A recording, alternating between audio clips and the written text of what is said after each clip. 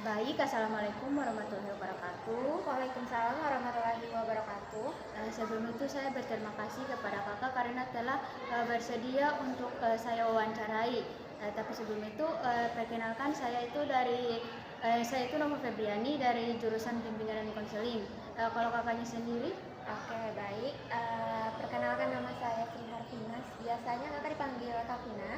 Tapi sebelum kita mulai wawancara di sini yang saya akan wawancara itu mengenai penggunaan handphone kakak sehari-hari. Oke. Mungkin langsung saja jadi pertanyaannya itu kayak aktivitas apa saja yang kakak sering lakukan ketika menggunakan handphone? Aktivitas saya mungkin ketika saya menggunakan handphone itu mungkin kerja tugas atau scroll TikTok gitu, nonton apalah. Oke. Kalau kakak menggunakan HP itu kira-kira berapa lama dalam sehari? Tergantung saya sih, kadang bisa 2 jam, kadang bisa 3 jam, kadang kalau habis bangun tidur main HP gitu.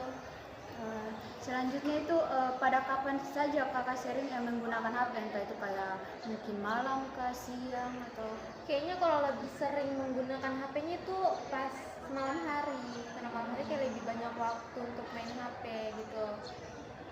kalau kakaknya sendiri apakah bisa berhenti menggunakan handphone dalam sehari? Kalau menggunakan berhenti bisa, itu pun kecuali kayak saya lagi beres-beres kamar atau mungkin memang gak ada keperluan apa-apa di HP atau mungkin lagi malas pegang HP gitu. Oke. Kalau pernahkah kalau kakak itu memakai handphone meskipun sedang belajar, kayak bermain menggunakan handphone itu untuk kegiatan yang lain selain belajar?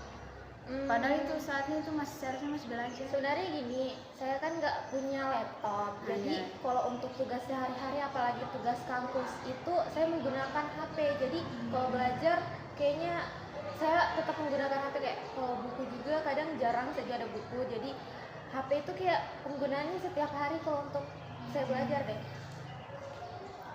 Selanjutnya menurut kakak apakah handphone itu mengganggu fokus kakak saat belajar apa tidak? Handphone iya sih kadang mengganggu, apalagi kalau pas lagi belajar itu suka mengganggunya itu notifikasi, kadang-kadang masuk notifikasi chat dari teman-teman, tanya ini tanya itu, jadi kadang kalau lagi kerja tugas atau lagi belajar terdistrak lah sama notifikasi gitu. Oke. Kalau selanjutnya itu kayak pernah tugasnya kakak terlambat karena handphone atau tidak? Pernah, karena handphone kayak gini, kayak tugasnya mau dikumpul hari ini, tapi